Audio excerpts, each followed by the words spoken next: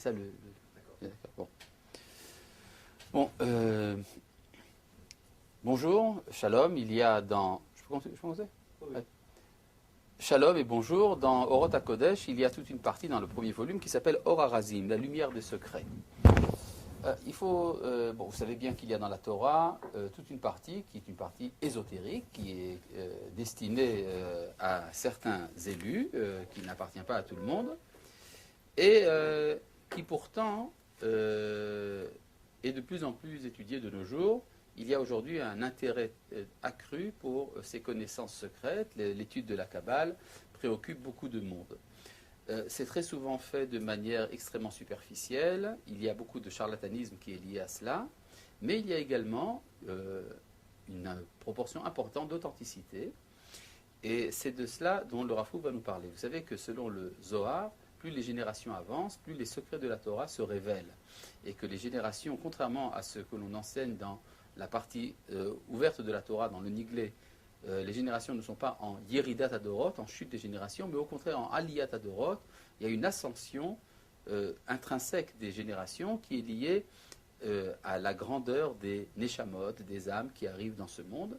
Et surtout à l'époque de la Géoula, l'époque de la délivrance que nous vivons aujourd'hui, il y a un développement des Neshamot qui fait que les secrets de la Torah non seulement sont révélés, mais ils deviennent presque indispensables pour l'alimentation spirituelle de la génération. Et c'est de ça dont va nous parler le Rav Kook. Évidemment, il faut éviter la popularisation excessive, l'approche prématurée des secrets de la Torah. Cependant, pour ceux qui y sont aptes, c'est quelque chose de vital. Et c'est de ça dont nous parle ici le Rav Kook. Et là, je voudrais vous lire dans le chapitre 64 du premier volume de Orot HaKodesh, Kiria l'Istaklut Eliona, un appel à une vision supérieure. Bon, alors ici c'est sous forme d'appel. Im tirtse ben Adam, si tu le veux, fils de l'homme. Istakel, contemple. Beor hashechina bechol hayikum, la lumière de la présence divine dans tout l'univers. Istakel be'eden achaim hashmimiyim, contemple la plénitude de la vie céleste. Comment elle fait son chemin dans tout coin de la vie. Aruchani vachomri, aussi bien spirituel que matériel. Sheneged aine besarecha, veneged ene ruchacha, qui se présente face à tes yeux de chair et à tes yeux d'esprit. Hitbonen bepil'e hayetzira, contemple les merveilles de la création. Bechaye ha'elohut shelahem, la vie divine qui les habite. Lo betor ezetor nitkea shememerchakim matzigim neged ainecha, non pas comme une sorte de plan faible qui t'apparaît de loin. Kimda et amitziut shatachaiba, il faut que tu connaisses l'existence, la vérité dans laquelle tu vis. Da'et atzmecha vetolamecha, connais-toi toi-même ainsi que ton monde. Da et egyoné halev shelcha, connais les pensées de ton cœur. Veshel kol hoge vechoshev, et de tout penseur. Metza et mekor achaim shebikirbecha, découvre la source de vie qui se trouve dans ton intérieur. Veshemima alecha, qui est au-dessus de toi. Shemisvifra, qui est autour de toi. Et pe'ere hadrot achaim, les splendeurs de la magnificence de la vie, she'ata sharouy betocham, dans laquelle tu es inclus. Ha'ahava shebikirbecha, l'amour qui est en toi. Ha'aleota leshoresh oza vednatifarta, fais-le monter jusqu'à la racine de sa puissance. Archiva bilechol sarafotea, développe cet amour dans tous ses développements. Lechol eshed nishmat cheya olamim, rencontre toutes les cascades de l'âme, de la vie des mondes, Asherak ritutza makom shelahege gorem miuto vezoharo, qui n'est amoindri que par les faiblesses de notre langage. Abet ala orot betochiyutam, contemple les lumières dans leur intériorité. Al yivleon nishmatra hashemot, que ton âme n'engloutisse pas les noms, hanivim vaotiot, les expressions et les lettres. Hem mesurim beyadecha, elles te sont livrées, ve'iata masur bidehem, ce n'est pas toi qui es livré en leurs mains.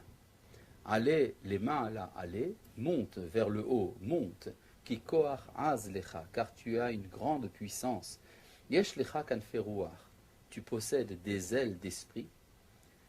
Kanfe nesharim abirim, des ailes d'aigle puissant. Al te kachesh bam, n'essaye pas de les nier. Pen yikachashu lecha, de peur que ces ailes ne te nient toi. Des roches otam, réclame-les. Vimatseu lecha tamid, et toujours ils seront présents pour toi. Donc on voit ici, bon, c'est un style, disons, un peu élevé, lequel le Rav Kook invite à une vision plus claire des choses. Il y a dans un des versets du prophète, Ki aïn be'aïn yir'u beshuv Hashem Tzion, c'est œil face à œil qu'ils verront lorsque Dieu reviendra à Sion. C'est quoi œil face à œil? Le Rav Tzvi Yehuda Kook, le fils du Rav Kook, disait, ça veut dire qu'il faut adapter la vision de l'homme à la vision du Créateur. On a souvent cette tendance de voir les choses sous un angle extrêmement étriqué. Nous voyons les choses comme si nous étions, nous, le centre du monde, alors qu'en fait, il faut s'élever à la source du monde pour voir les choses de haut. Exemple de cela, vous savez, il y a parfois dans les cahiers d'écoliers un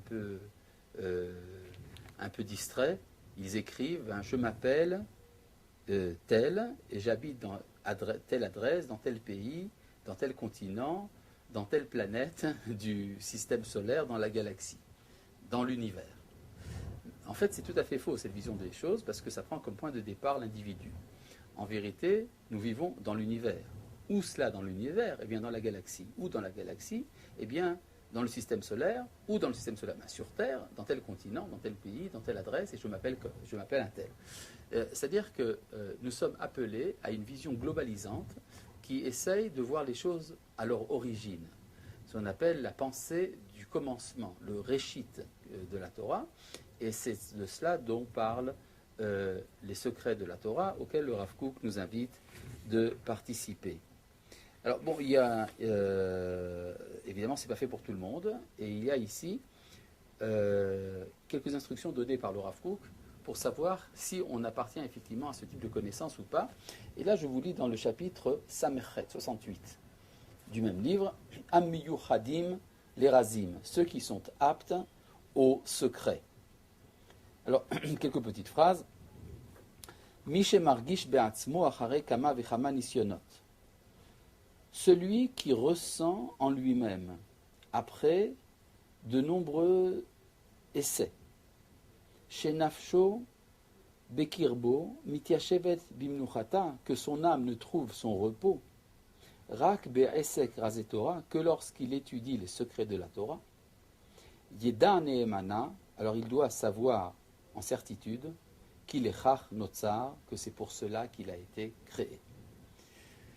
Il y a dans le Maseret Avot, dans ce qu'on appelle les Maximes des Pères, ou le traité des principes, il y a une belle expression, Imlama de ta Torah arbe, si tu as étudié beaucoup de Torah, Al tahazik tova le'atzmecha, ne sois pas prétentieux, qu'il est chach notzarta, car c'est pour cela que tu as été créé.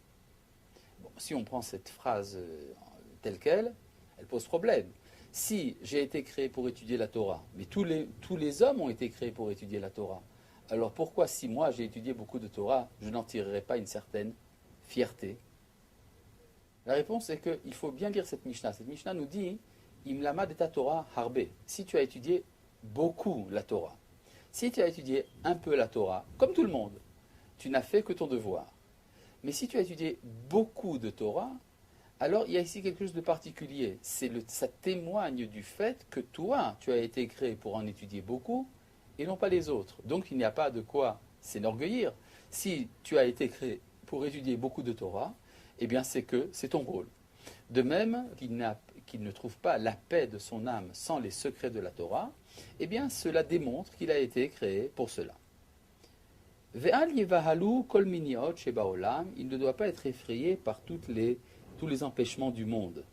Gashmiot et gamruchaniot, aussi bien les empêchements matériels que spirituels. Miliot ratzel mekor chayav ushlemuto ha'amitit, de courir vers la source de sa vie et sa plénitude véritable. Il doit comprendre que ce n'est pas seulement sa perfection à lui qui dépend de cette étude, et la gamatzalat aklal v'shichlul haolam, mais qu'il entraîne comme cela également le sauvetage du monde et le perfectionnement du monde. Bon, vous savez qu'il y a dans la tradition juive différentes manières d'approcher les secrets de la Torah. Il y a la tradition kabbalistique, qui est connue.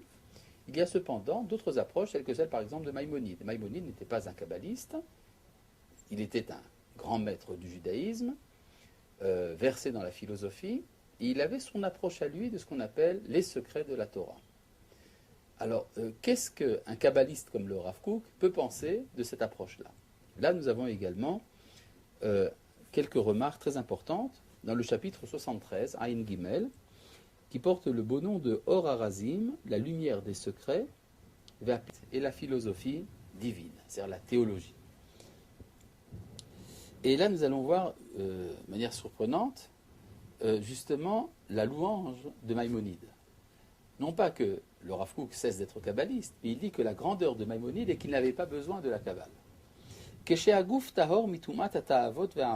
Lorsque le corps est purifié de l'impureté des passions et des péchés, Masigim or gadol vesimcha, on accède à une grande lumière, à une grande joie, gam me'askala hapilosophit ba'elohut, également de la connaissance philosophique du divin.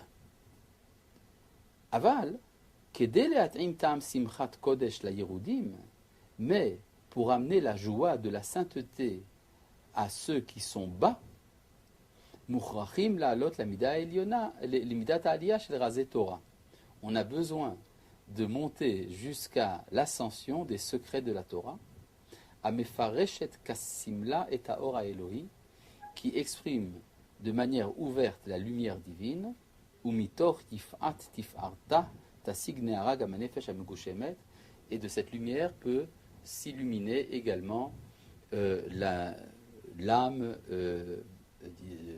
charnelle. De quoi s'agit-il? C'est ce que dit le Rav Kook, c'est que nous voyons un phénomène surprenant.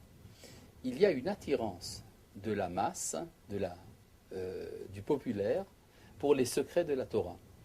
Et on peut se demander, mais enfin, est-ce que ces centaines de milliers de personnes qui arrivent autour de la tombe de Rabbi Shimon Bar Yochai à l'Akba Omer comprennent un traître mot de ce que dit Rabbi Shimon Bar Yochai dans le Zohar? Certainement pas. Seulement, étant donné que les secrets de la Torah révélés par la tradition du Zohar sont tellement élevés, ils sont également englobants. Donc, ils peuvent concerner tout le monde. Tandis que la pensée de quelqu'un comme le Rambam n'est faite que pour des hommes d'une grande pureté qui ne sont pas la majorité des hommes. Alken bedorot à Acharonim, c'est pourquoi dans les dernières générations, chez Kolkar Gavra a fait la tata avot, où l'obscurité des passions a tellement emporté, vekorot agouf emchalashim, et la force du corps est tellement faible, ad shei efshar la mod neged hashikua chomri, de telle sorte qu'on ne peut plus tenir contre l'enfoncement dans la matière. Echrahu le'ahir beor harazim, c'est pourquoi il est devenu nécessaire de révéler la lumière des secrets. Abilti amugbal, qui est une lumière infinie. Amit'ale bechuvsho ameromam adermeromim elionim, qui, dans sa liberté, arrive jusqu'à de grandes hauteurs, ou mashpia simchat gil shelifat kodesh infashot agumot venitkaot, et qui donne de la joie aux âmes désespérées. Ou mikol makom mishelibo shalem birat Hashem behemet. Mais cependant, celui qui a un cœur véritablement entier dans la crainte du Créateur, Yishtadel liot tehor yadaim utar levav, doit s'efforcer d'être pur dans ses mains et dans son cœur. Viyuchal itom gam ken et tabirut apshuta shel noam Hashem asichlit, amitpashetet al pi asechel haenoshi sheyesh ba oneg shel kedusha miyuchedet, pourra goûter à la sainteté, à la sainteté particulière qui se cache dans la félicité de la connaissance intellectuelle du divin. V'itzaref et achol et la kodesh, associant ainsi le profane au sacré. Veiskeas bioter l'afrin ben kodesh lechol, c'est ainsi qu'il pourra faire la différence, pourra mieux faire la différence entre le saint et le profane. Veir'e ki matok meod haor haeloi haba mishifat hakodesh el hitgalut elohit, et c'est alors qu'il comprendra à quel point douce est la lumière qui vient de la révélation sainte, de la révélation divine, Asher besod Hashem lireav, qui se trouve dans les secrets livrés par Dieu à ceux qui le craignent. C'est-à-dire que pour le Rav Kook, même celui qui, comme le Rambam, est adepte de la philosophie divine, c'est la théologie, à la manière des philosophes, reconnaît la supériorité de la révélation par rapport à la philosophie. Effectivement, Maïmonide lui-même, dans un de ses responsables, explique qu'Aristote n'est arrivé avec certitude qu'à comprendre le monde sublunaire, c'est-à-dire le monde qui se trouve proche de l'homme, mais tout ce qui dépasse la sphère de la Lune, eh bien, en cela, Aristote n'arrivait pas aux chevilles des enseignements des prophètes. Omna mishi eshbo k'dusha pnimit, mais celui qui a une sainteté intérieure, gam asechel haenoshi meorer et trayirucho, arrive à éveiller sa vie spirituelle aussi par la pensée humaine, lishov imayan hakodesh asher be'atzmiut nishmato pnima, pour s'alimenter à la source de sainteté qui se trouve dans son être intérieur. Et cette conscience s'unifie dans sa profondeur avec la connaissance kabbalistique. Vezot haïta midato shel Rambam, et c'était cela la manière d'être de Maïmonide, veshel yeter gdolei Israël kdoshe Elion, ainsi que de tous les grands d'Israël qui étaient des grands saints, sheshahavu et chochmatam haElohit, qui ont puisé leur sagesse divine, al-yedé ha-ma'avar shel ha-sechel ha-enoshi, en traversant l'intelligence humaine, asher la métaphysica philosophite, en étudiant la métaphysique des philosophes, shechadru betummat ruham minachol et la kodesh, qui ont réussi à s'introduire grâce à limpidité, à la perfection de leur esprit, du profane vers la sainteté. Voilà, donc nous avons ici fait un parcours, disons, quelques considérations du Rav Kook concernant les secrets de la Torah et l'invitation donc à cette étude, tout en défendant également les courants philosophiques qui se sont manifestés dans le peuple d'Israël pendant l'histoire. Là, nous avons également une autre considération à propos de la différence entre deux branches de la Kabbale, ce qu'on appelle la Kabbale pratique et la Kabbale spéculative. En hébreu, Kabbalah Maasit et Kabbalah Iyunit. Vous avez ici, c'est le chapitre Ayin He, 75. Expliquons d'abord c'est quoi la Kabbale pratique et la Kabbale spéculative. La Kabbale pratique, c'est cette partie qui concerne la pratique, justement, qui exige une grande purification de la personne et qui donc amène les kabbalistes parfois à faire de nombreux jeûnes et de nombreuses mortifications, et qui parfois les amène même à faire des miracles. En tout cas, il y a des phénomènes supranaturels que l'on trouve dans le comportement des kabbalistes. Ça appartient à ce qu'on appelle la kabbale pratique. Et puis il y a la kabbale spéculative qui ressemble par son style extérieur à la philosophie, qui nous entraîne dans les hauteurs abstraites du monde et qui, elle, justement, est pleine de joie. C'est la partie la plus populaire de l'étude de la Kabbale. Et à ce propos, il y a ici tout un enseignement du Rav Kook. Ha-Kabbalah ha-ma'asit roa et akol ba-metziut. La Kabbale pratique voit tout dans la réalité. Yesh ba harbe simcha mitzad ha-godel ha-yofi ha-tov ha-tiferet. Elle est pleine de joie à cause de la grandeur, de la beauté, du bien et de la splendeur. Effectivement, on ne peut pas connaître le Créateur, on ne peut pas servir Dieu, d'après la tradition juive, dans la tristesse, c'est absolument impossible.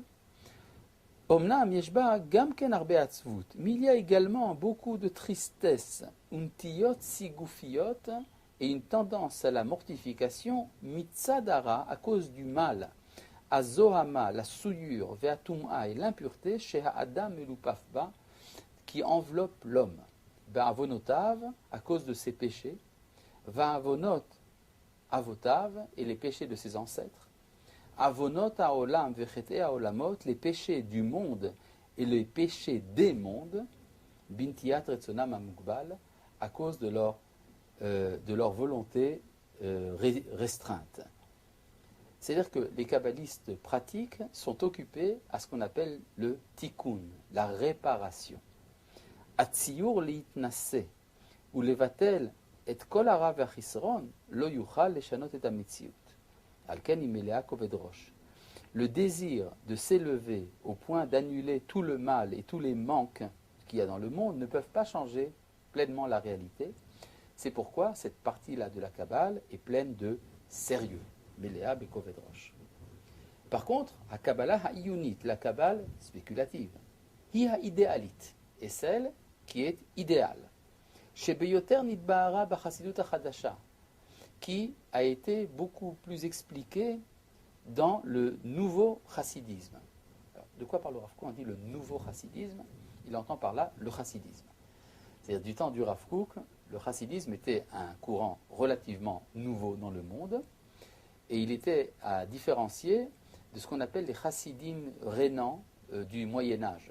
L'école de Rabbi Yehuda Chassid et de Rabbi Shmuel Chassid et de Rabbi Lazare de Worms, qui étaient les premiers chassidim, et tandis que les chassidim issus du Baal Shem Tov, les élèves du Baal Shem Tov, c'est ce qu'on appelle le nouveau chassidisme.